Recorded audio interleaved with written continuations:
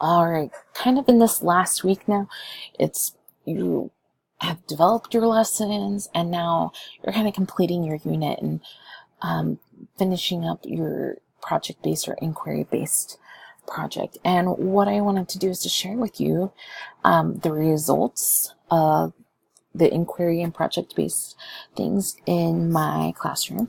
And so student projects, which I have some of them. So I had kids who made videos, and I'll have that for that. This will be in the Google folder for you.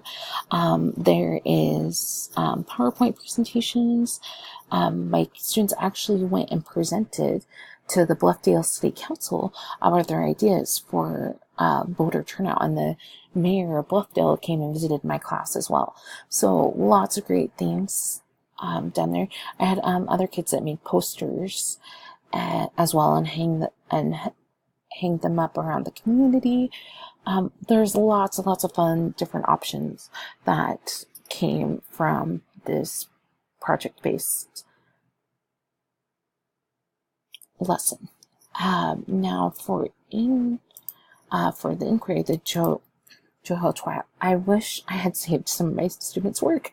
I didn't, but I'm really sorry, and I'm going to this next year save some of it. But I had kids going home and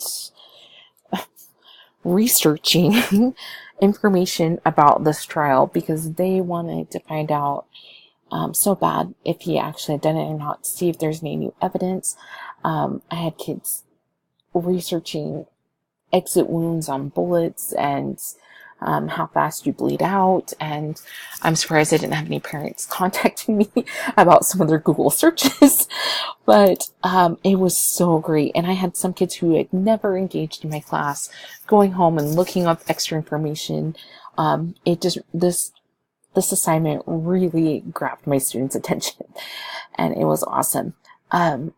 So after the kids went through and looked at all the information and filled out the evidence sheet for the jury, what they got to do is decide if he was guilty or not. And I kind of tricked him into writing some stuff. It's always fun when you can trick them into writing more. So I actually patterned this after an actual verdict sheet. I changed it a little bit just for formatting's sake, but I gave them a verdict sheet and they had to decide if he was not guilty of murder or guilty of murder.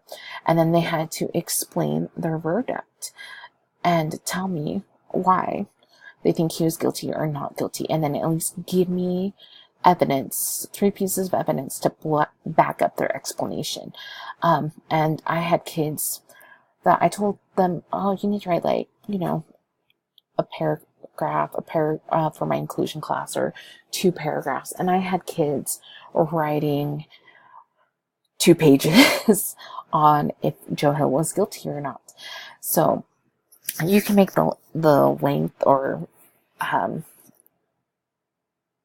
of it as long as you want. But this is just an example of how I have the inquiry person, the inquiry lesson. So this went really, really well. And there's a lot of really great resources for that. But there are, again, tons of different things that you can do, and I hope that you can create some great lessons of your own. And I'm excited to see what you have created.